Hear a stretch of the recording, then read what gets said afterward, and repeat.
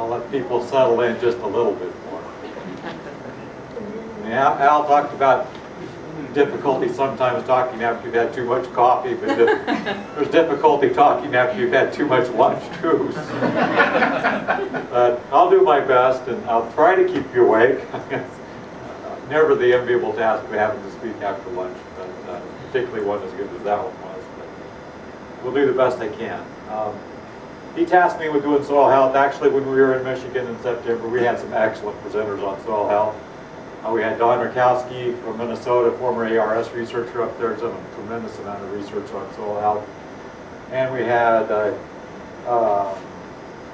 Jerry Hatfield out of the Soil Tilth Lab, or used to be the Soil Tilth Lab. I can't remember, I don't know what they call it now, at Ames, Iowa, but Jerry's a wonderful presenter as well. Dwayne Beck from the Dakota Lakes Research Center. I was going to say Land O'Lakes, but that's Minnesota. But and Dwayne's always been an inspiration to me. Dwayne always tells it like it is. And so you might see a little bit of all of their presentations sprinkled in. Jill Clapperton's another one I ought to mention. Jill is a soil rhizosphere ecologist. She's formerly from Canada, worked at the University of Alberta up there, I believe. And now she's running a consulting business out in Montana. And so you might see a little bit of Jill stuff in here too. So I draw inspiration from a lot of different people. Start with a little bit about the impact of climate change. The guys this morning did a great job. Ken did a great job setting up my talk. Actually, I think he's kind of a wannabe agronomist, I think, from this discussion of crop physiology and those types of things. So I appreciate that. This study was one that was recently done by ARS. Actually, Jerry Hatfield was the lead author on this study. And it concluded basically that climate change could have a drastic harmful effect on agriculture in the United States. Warmer temperatures impact crop growth and development, as Ken so eloquently discussed this morning. And it could make fighting pests, weeds, and diseases a little bit more difficult. So there's some challenges ahead. Changes in growing season length precipitation patterns will impact cropping systems, what we grow, where we can grow it. So there will be some changes there too, and we'll need to adapt to those things. The National Oceanic and Atmospheric Administration had a nice article for several weeks actually, or months, on the weather. When I pulled up my weather thing at work, it talked about 2012 being the hottest year ever in the United States since record keeping began. And it was like 1895. Much of the nation was impacted by a severe or extreme drought in the summer of 2012. And much of the central U.S. is still in a severe or extreme drought. I borrowed these from the drought monitor from the drought center there at UNL. And you can see that the central part of the United States is still being pretty severely impacted. This was the last map as of February 5th.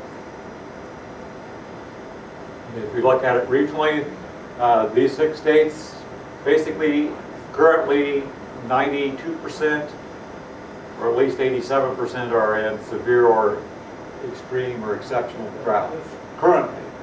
And as of, let's see, back at the start of the water year, 83.8% are in severe or extreme drought.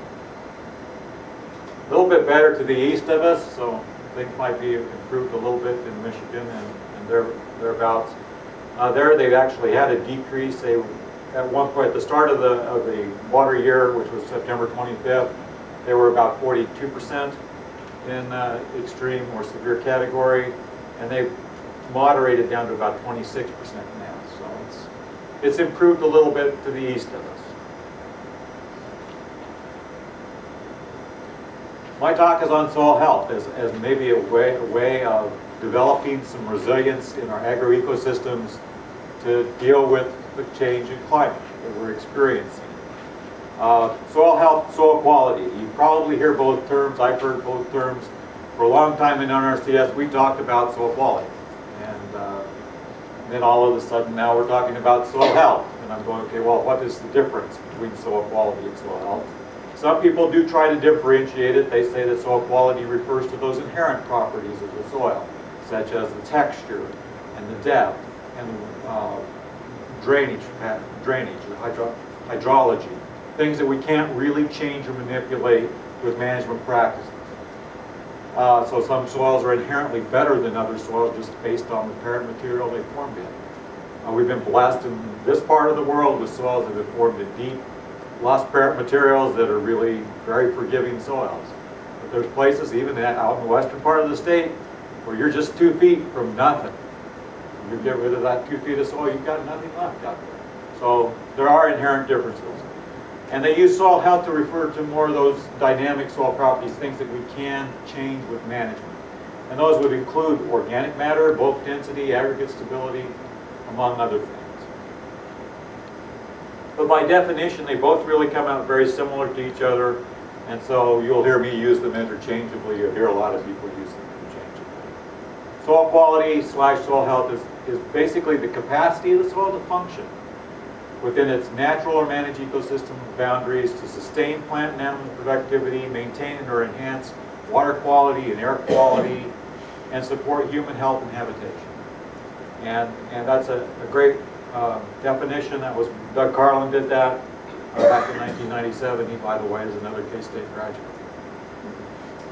Actually, so is Jerry Happy.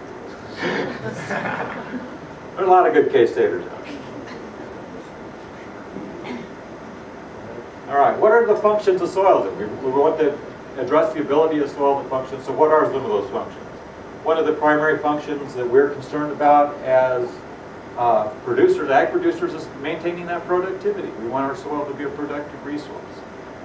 And we want to, from the soil health standpoint, we want to maintain some biodiversity from the, what do you call it, what is it? Your farm health, or that's not right. What do you? Your health tool you have, but it's a farm health tool. So maintaining biodiversity and productivity is certainly a soil function that we're concerned about. Another big one is partitioning water solute flow. When does the water run off? We'll talk quite a little bit about that one. Filtering and buffering, probably won't talk about that too much, but the soil is a tremendous buffer. Particularly if we get those, riparian areas and things like that, they do perform a big ecosystem service by removing pollutants from the water before it enters our streams, rivers, lakes, and wetlands. So there's some filtering and buffering that goes on there. I'm not going to talk about that too much today, but it's certainly an interest. In terms of enhancing soil quality to protect water quality, that's a key. Nutrient cycling. A lot of nutrient cycling, or almost all the nutrient cycling, goes on in the soil, and we can do things to enhance that. And that's will be discussed. And then structural support, not only for plants, but also we use our soils to build on as well. And sometimes the properties that we're interested in for productivity, as opposed to those that we're interested in for building a road, may differ with each other. We may do things to build a road that we don't want to do to keep a soil productive agriculture. Just kind of a schematic that shows biological diversity and how that's important in maintaining biological activity in the soil, and consequently then the more diverse and active you've got that soil system working, the better our productivity is going to be. Partitioning water and solute flow. Particularly in times when water is in short supply, as it was this past summer, getting that water into our soil is key to really helping us maximize the productivity of that particular resource. And I know that one of our producers that was growing a lot of cover crops, when he was talking about, he didn't seem to see quite the impact of the drought this year that some of his neighbors did. And he said that maybe it's we've either got more rain, or maybe it's the fact that I'm managing my system a little better, and more of the rain that falls is getting into that soil profile. Filtering and buffering basically tries to detoxify, it immobilizes things, it takes nutrients out, and all of that, and before it reaches the water table or again gets into our streams, lakes, or wetlands.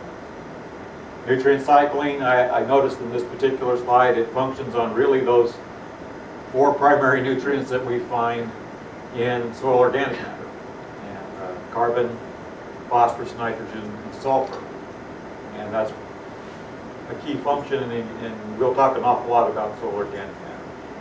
Soil quality indicators, basically they're physical, chemical, biological properties or processes and characteristics that we can measure to monitor changes in soil health. What are some of those soil quality indicators? Number 1 on my list, and this should be number 1 on most lists, is organic matter. And organic matter affects almost everything else on the list, with the exception maybe of pH. I suppose there might be an effect there, but I'm not sure quite how organic matter affects pH, but it does affect everything else on this list. Aggregate stability. Number 1, got to keep those water stable aggregates in the soils. If the water gets into the soil, someone else talked about that today. Larry did. I was impressed to see Larry talk about the importance of trying to keep the soil well aggregated and get the water into the soil. Bulk density, well, aggregate stability, bulk density, porosity, they're all related to each other. And they're all related to that organic carbon. Infiltration, again, all comes back to organic matter, aggregate stability. Available water holding capacity. To some extent related to, again, the porosity of the soil, the bulk density of the soil, but also we'll talk about the fact that organic matter itself is a great sponge. pH, that's the one I'm not sure how organic matter relates to it. Nutrient availability, it's certainly related there. We talked about nitrogen, phosphorus, and sulfur. All primary soil component or soil source of those nutrients is the organic carbon or the organic fraction of the soil.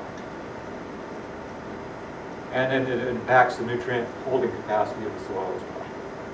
Soil respiration is related to organic carbon. We got to keep the bugs fed. Got to keep the bugs happy in order to make the soil function the way we'd like it to. So what is soil organic matter? It's a wide range of organic substances, which includes living organisms. We call that the soil biomass. The remains of those organisms, which once occupied the soil, as well as the remains of plants, plant roots and crop residues, and then organic compounds that are produced through the metabolism of those organic residues in the soil. Basically, if we look at what the composition is, about less than 5% is living organisms, which doesn't sound like much, but it's a very significant 5%. That fresh residue readily breaks down. We have an active fraction, and I think the percentages here might be a little high. I've seen them somewhat lower for that active organic matter fraction. It's where most of the nutrient cycling takes place, is in that active organic matter fraction. That's one of the things that we attempt to measure in terms of trying to evaluate the soil health or quality of the soil. And then we have the stabilized organic matter, the humus, and it breaks down much more slowly, it cycles much more slowly. We can enhance how quickly that breaks down if we do an excessive amount of tilling. What are some of the functions then of soil organic matter? It improves soil structure, it enhances water nutrient holding capacity, nutrient cycling, provides carbon and energy to those soil organisms, very important from that standpoint. And let's just talk about some of those individual things. Soil structure is basically the arrangement of our primary soil particles into aggregates. So soils are textures, sand, silt, and clay. We kind of group those things together into soil aggregates, and that's what we describe as soil structure. It affects bulk density, porosity, infiltration, drainage, aeration. Factors which affect aggregate formation include physical processes, chemical processes, and biological processes. Look at some of those. The physical processes include shrink swell, wetting and drying cycles, as well as freeze-thaw cycles. And I think one winter we went through a pretty mild winter, and I know summer producers were fussing about how hard their soil was. And part of the reason their soils were not quite as friable as they might like them to be in the spring is that we didn't have those freeze-thaw cycles to help start breaking down some of the tightness of their soil. Chemical processes are generally associated with the type of cation that you have on the exchange sites. Some cations, calcium, magnesium, tend to encourage flocculation. That helps those soil particles come together in order to form aggregates. If you have a system where it's dominated by a sodium cation, that tends to disperse that system a little bit. And you've got a special set of circumstances that you've got to deal with. And of course, the biological processes are associated with the activities of those soil organisms. Talk a little bit more about those. One of the most prominent ones is this bioturbation, basically, is the growing, molding activity of earthworms and other large animals in the soil that actually dig and stir the soil a little bit. Nature's tillage is right here, bioturbation. Then we've got the binding of those soil particles by the hyphae of the fungi in the soil, as well as the roots of the plants that are growing in the soil. So fibrous root systems tend to encourage soil aggregation, and so that's something that we look at putting in there. And then the production of organic glues by microorganisms, primarily bacteria and fungi. One that you probably hear a lot about is glomalin, which is an organic compound that is produced by mycorrhizal fungi. And it's a great cementing thing. What it does is it takes the aggregate that started to naturally form with the roots and the hyphae holding it together and basically wraps it in a water-resistant coating. It helps protect that aggregate and keep it from breaking down too readily. Water holding capacity, plant available water is considered that that's between permanent wilt and field capacity.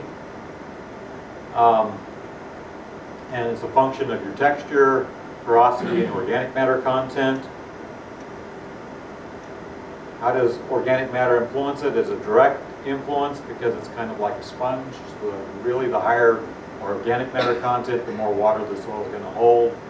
And they said for a silt loam, if we go from 1 to 6%, and 6% organic matter in a silt loam is probably a bit of a challenge, we can increase the amount of available water from about 10% to about 30% in that particular soil. And most of that's associated with that organic fraction. And an indirect effect then is because of its improving soil structure, reducing bulk density, improved porosity. We're going to have better water flow into the soil and more pores for the soil water to occupy. Nutrient holding capacity is another impact of organic matter as well as the clay content in the soil. One measure that we have of nutrient holding capacity is the cation exchange capacity. Most of the primary crop nutrients that you deal with are cations, calcium, magnesium, potassium, to name three. Ammonium ion is another cation, and so basically it defines how well the soil retains those cations. It's a function of the clay content and the type of clay that you have in the soil, as well as the pH and the organic matter. At a pH of 7, the cation exchange capacity for individual soil or clay minerals ranges from about 4 for your aluminum and iron oxide type minerals to about 150, and I believe that's vermiculite. I can't remember which one's on the upper end, but probably vermiculite. Whereas the organic colloids, it's about 200. So you see that organic matter can have a pretty significant impact on the cation exchange capacity and therefore the nutrient holding capacity. Just a quick, just to see if you can do math today. We'll estimate what the CEC of the soil is based on its clay content and organic matter content. So we have a silt loam soil. I chose the Crofton silt loam. It's a pretty dominant soil, northeast and north central part of Nebraska. A typical Crofton silt loam is about 25% clay, about 1.5% organic matter. The clay type in most soils in Nebraska, in fact most soils in the Midwest, here in mollisols, is pretty much dominated by our 2-to-1 layer silicate clays, or smectites. And they have a CEC of about 80 centimoles a charge per kilogram.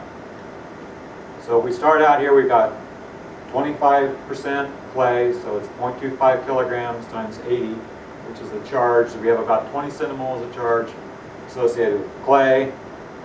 And you remember what the organic CEC was? 200, okay? So Organic matter, then we're going to take that 0.015, since it's 1.5% times 200.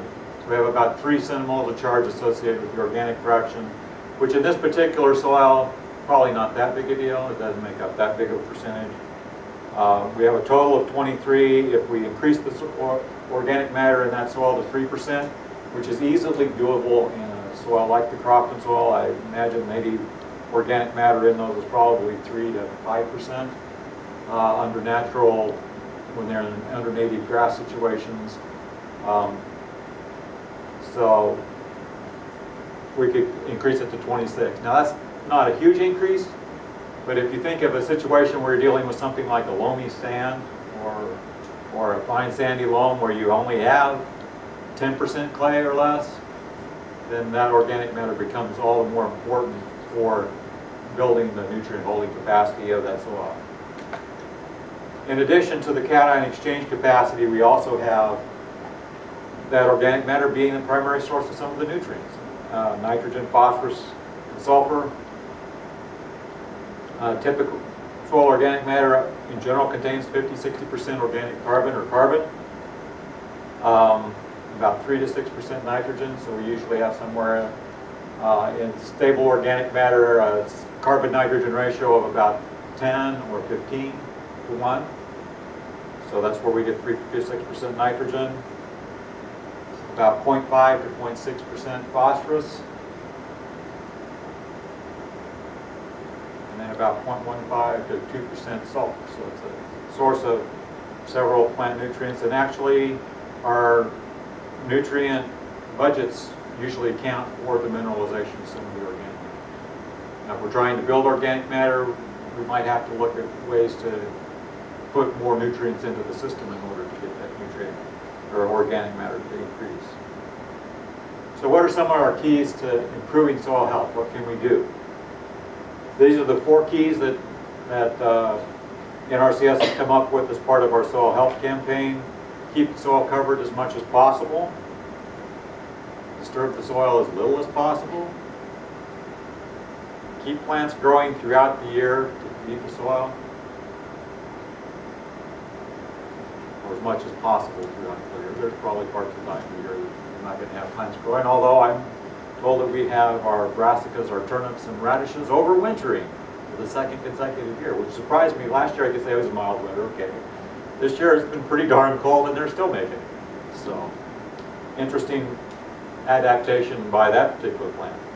Diversify as much as possible using the crop rotation and by including cover crops in the crop rotation. 2 types of soil cover. Keep the soil covered. There's 2 types of soil covered. This is terminology that was used by both Rykowski and Jerry Hatfield.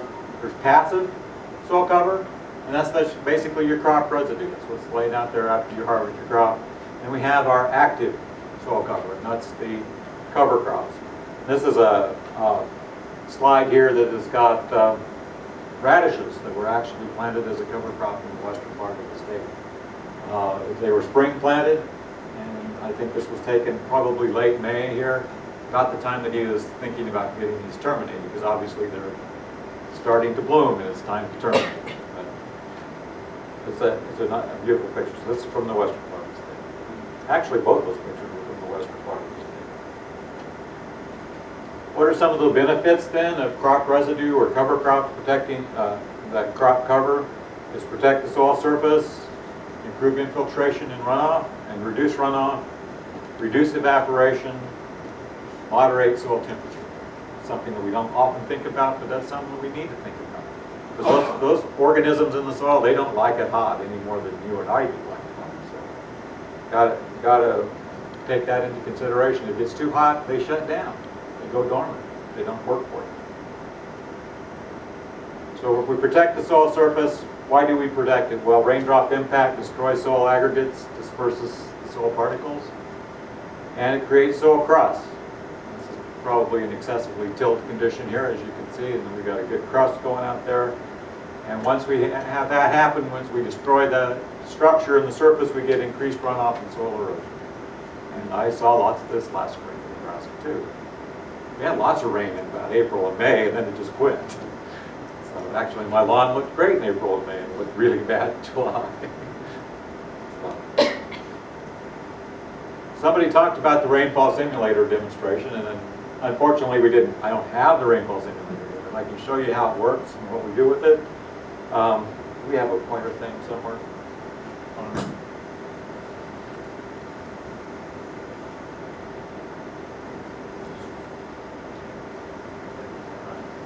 Yeah, this is the setup of the rainfall simulator, and it's evolved over time. Actually, this is our newer rainfall simulator here, and this is an older one that Kansas used to have, and we borrowed Kansas's rainfall simulator to do some training in Nebraska. We borrowed their agronomist too. That's Bud. I don't know. I can't think of Bud's last name now, but Bud Davis. He used to be a state agronomist in Kansas, and he came up and did this for us. But the way we set it up is basically we have 5 trays. These 2 trays on the right-hand side. The first one is basically our ideal condition. Our ideal no-till condition is basically usually sod. Usually been sod for at least 30 years, so it's in really great condition. The next one over here is basically the same soil. It's the soil material from right beneath the sod, so it's very well aggregated. So you see it's nice and dark, and it's got good aggregation. The third pan here, the one in the middle, is our bad conditions situation. It's a soil that's been excessively tilled. It has very low organic matter content. It has very little structure in it, and this is probably a Crofton soil, actually, the one that I brought up in the CEC calculation, same soil. They beat it to death quite a little bit. It's D+, it's pretty forgiving. But that's what we have here. So we have basically this tilled soil with no residue cover. This is the same soil as tilled with about 30% residue cover. We call that our D- soil. Basically, that's the minimum that you could probably get by with and be in compliance, and actually very seldomly we let 30%, particularly on those slopes, even be adequate to be in compliance. I mean, we usually say about 45% to be in compliance on those slopes. So but that's 30%, and then this basically does 100% residue cover on that same soil. So these 3 soils are all the same. These 2 are the same, just this one has the growing sod. Okay, so then we rain on it. We put on probably 1.5 to 2 inches of water in about 15 minutes. So that's a pretty intense rainstorm. So we're looking at, what, 6 inches an hour? That's a pretty intense rainstorm. And we look and see how much runoff and erosion occurs on these particular soils. And you can see that this pan that had the sod is pretty good. The runoff that did occur is very minimal, and it's very clear. There's no soil loss involved there at all. The soil that was bare but we had good aggregation, we had a little bit more runoff, a little bit of sediment, but not a lot. So it performed well. Down at the other end where we had all that residue cover, again, runoff was about the same as it was with the sod. But you can see a little bit more sediment because we have a fairly finely divided soil there. And then these other 2 situations you can see, we got a jar full of muddy water going right there. So this is a take-home message, okay? We're getting a lot of runoff from this and a lot of soil erosion where we have poor aggregation and allow that dispersion and runoff to occur. On the other side of the coin, it's infiltration. How much, if you're getting runoff, you're not getting the water in the soil. So it's still back to partitioning the solute flow. And so what we do is we take those pans and we flip them over after we've rained on them for 15 minutes and got that 1.5 or 2 inches of water. These pans are about 2 inches thick. So it doesn't take, you wouldn't think theoretically putting 1.5 inches of water on there would take very long to get to the bottom of the pan. And in the case of the well aggregated soil and the soil with the sod, you can see they're pretty much wet all the way to the bottom of the pan. This one, no cover, mulch, very heavily tilled soil.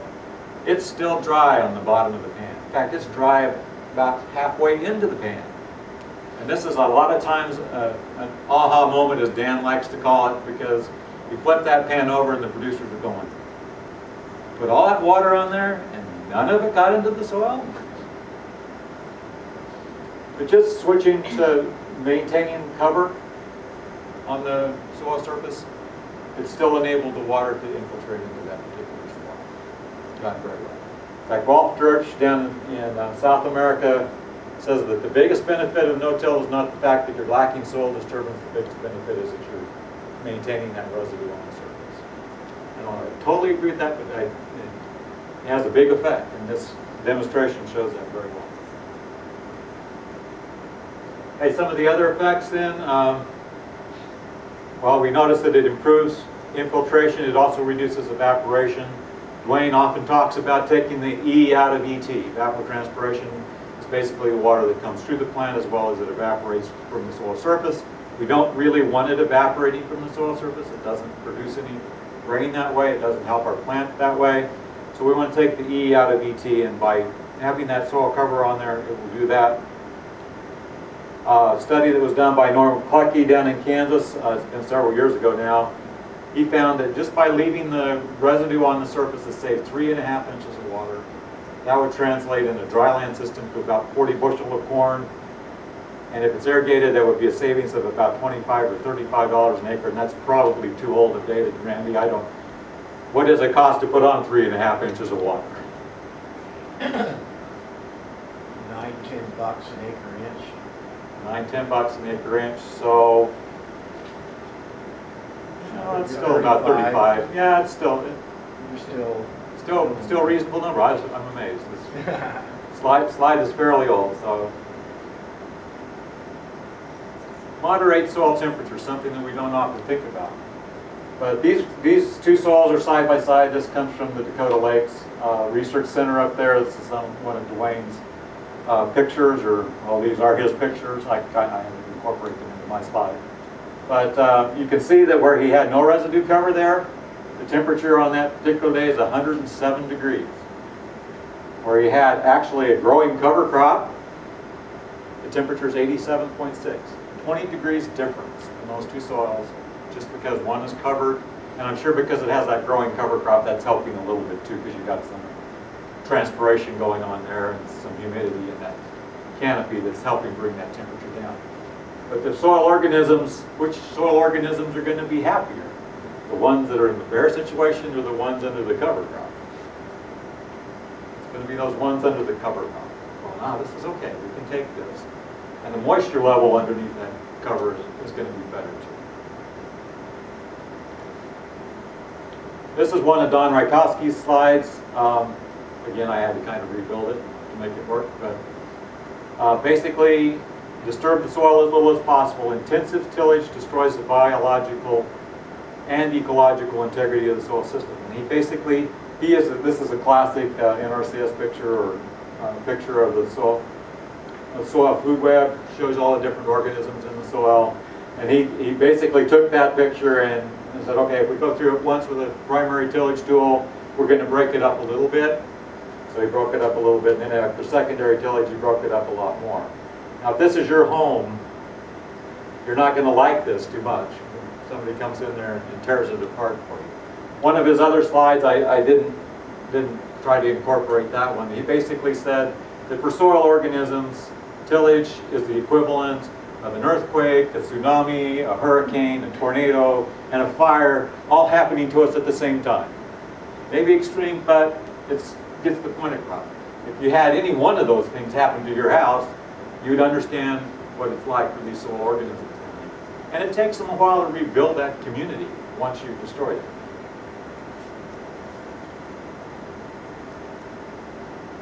Don says that tillage creates twin problems. First of all, it accelerates soil degradation. And second of all, it accelerates soil erosion, which in some ways to me, soil erosion is soil degradation as well. So they kind of fit together there. Then I had to put a Dwayne Beck quote in here. He says that for soil organisms, tillage is a catastrophic. And we get back to our hurricanes and earthquakes. Under reduced tillage and direct seeding systems, soil biotic can build and maintain soil pore networks. And creating those stable habitat is the first step toward having your soil function to your advantage. The next step is crop rotation. Keep plants growing all year. Benefits of cover crops. And basically these benefits are cover crops. If you go to the NRCS cover crop standard, that's basically the purposes for growing cover crops. Reduce erosion, increase soil organic matter content, capture, recycle, and redistribute nutrients. Liz was talking about including buckwheat in rotation to try to get that phosphorus cycling in the soil. Promote biological nitrogen fixation, the peas, the beans, the lentils, putting those in with your cover crops or growing those as a commodity crop. Increase the biodiversity, suppress weeds. If you remember back to the very beginning, one of the concerns that was expressed in that paper was that we would have weed and pest issues. And doing the things that will help improve soil health will help address some of those issues. It can be used to manage soil moisture and to minimize or reduce soil compaction. I just want to highlight some of these.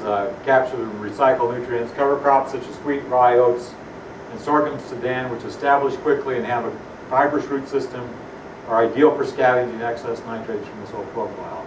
Ideally this fall, if we could have had moisture, it would have been a great time to plant cover crops because we had a lot of residual nutrients in the soil, since corn did not do so well. But it was tough for me to recommend to anybody that they put in a cover crop when they didn't have any moisture to get the cover crop up. But it would have been a perfect time. I had several people under irrigation actually do it. And we had, obviously, some people down here in southeast Nebraska who were very successful. Brassicas, such as oilseed radishes and turnips, are also good scavengers. They establish more slowly and they will winter kill, maybe. Apparently they don't always. And they're great at re-releasing that nutrient the following spring. So, and actually we have a lot of our seed corn producers in the state. Actually, our seed corn agronomists are now requiring that some of our seed corn producers actually plant turnips or radishes following seed corn as a way to take up some of that extra nitrogen. And one of the comments I've heard from a producer is he says, it smells a little funny in the spring when they start to break down, but then that re-releases those nutrients back to the following crop. So. And then growing deep-rooted crops may help redistribute some of those micronutrients in the soil profile, or even macronutrients like phosphorus, to make them more available to the subsequent crop.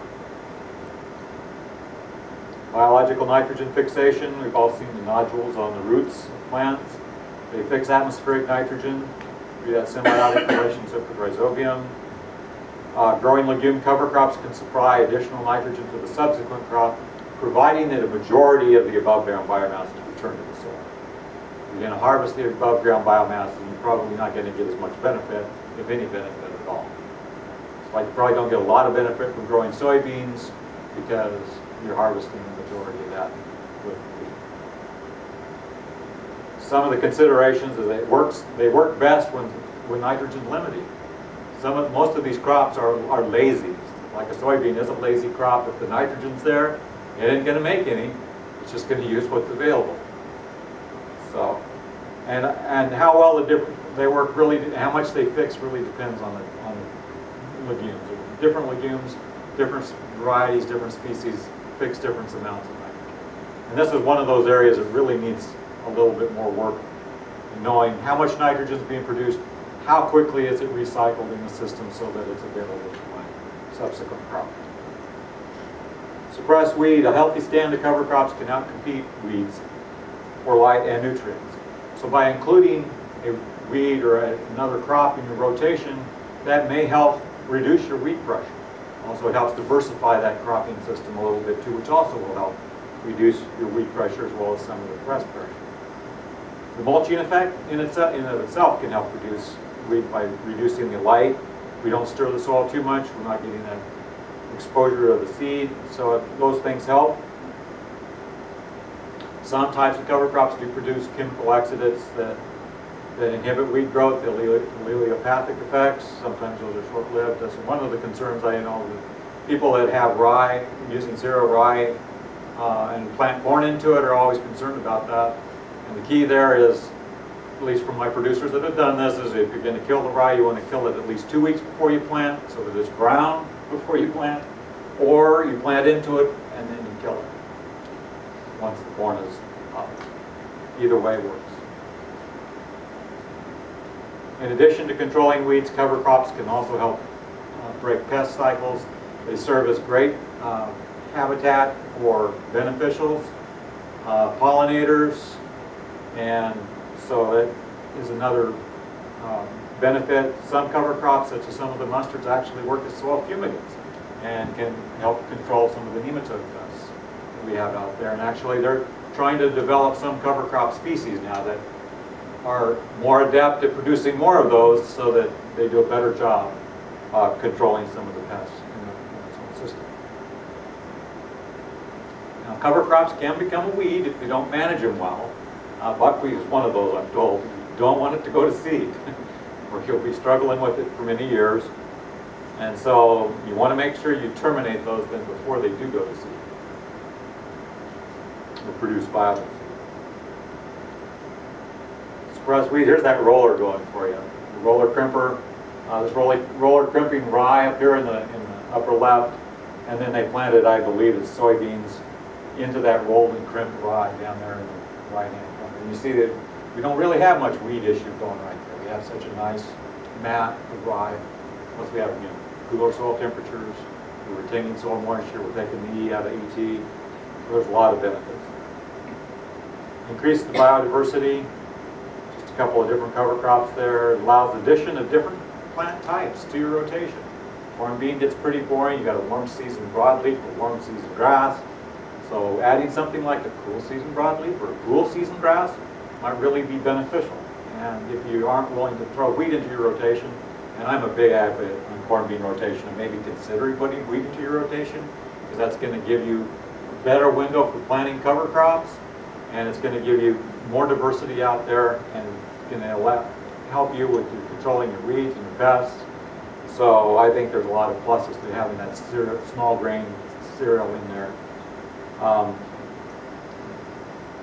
And also adding diversity to plant species helps feed the biological life as well.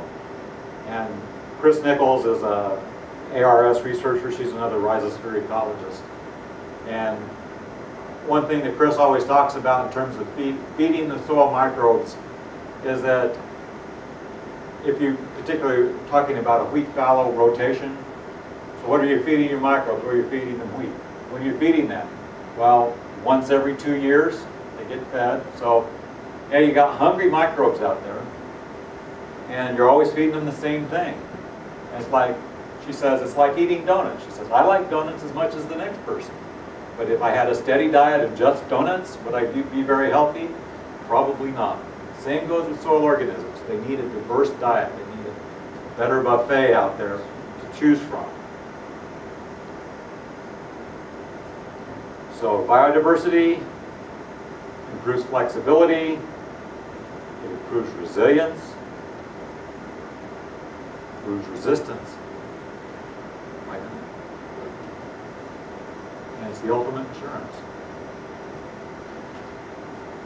So, just summarizing here, their keys for improving soil health: keep it covered as much as possible, disturb it as little as possible, keep something growing out there all the year. Got to feed those soil organisms, make them happy.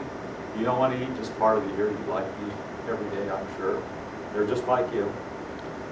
Diversify as much as possible using crop rotations and cover crops. And for my conclusions, and I borrowed a little bit from Jerry on conclusions, and I tweaked them a little bit too. Sustainable systems will have to be able to cope with the changing climate. And that may mean changing our crop rotations some too. One key to resilient cropping systems is to improve the soil health and the ability of the soil to function. And managing the soils as part of the cropping system will increase the efficiency of water use